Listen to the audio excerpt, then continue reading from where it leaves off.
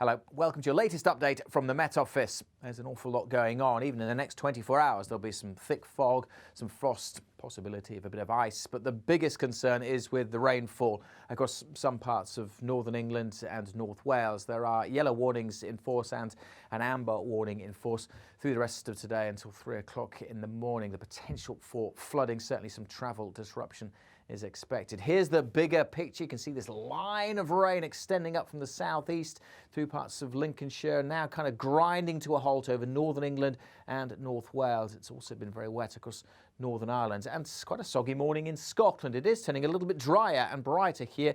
Some sunshine across western Scotland, and further south some sunshine too, South Wales, southern England, but a whole host of heavy gusty showers along the south coast of England. They could have some hail and thunder mixed in as well. But with a bit of brightness, temperatures could get to 10 or 11 degrees. For most, it's a cold day, though, especially if you're stuck under this area of rain. Let's take a look at those weather warnings, a couple of yellow weather warnings and that amber warning in force. The potential for flooding in that zone, especially road closures, travel disruption and power cuts are possible as well.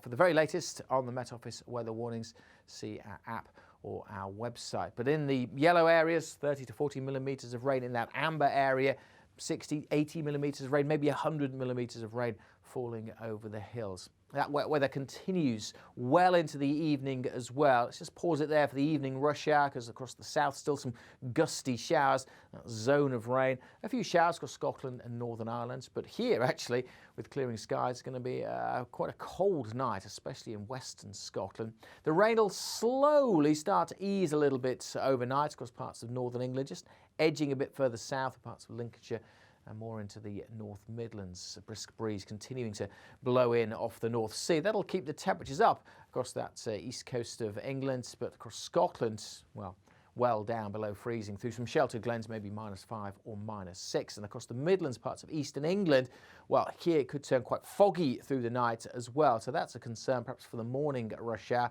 The rain may be easing by that stage, but mist and fog, which will take quite a time to clear, I suspect, across parts of the Midlands and eastern England during Friday. So that's the scene for the morning rush hour. Still frosty across Scotland, potential here with a few showers for Moray, Caithness. But it could also be a little bit icy. But generally for Scotland, Northern Ireland, most of Wales, it's a fine day on Friday with some sunshine coming through. Still some showers and a cold wind blowing across northeast England, down into East Anglia and perhaps the southeast. But for many places, it's a lot drier on Friday. Some sunshine across southwest England as well. Temperatures, well, no great shakes. Single figures for most places and feeling cold where it stays dull and damp across the east.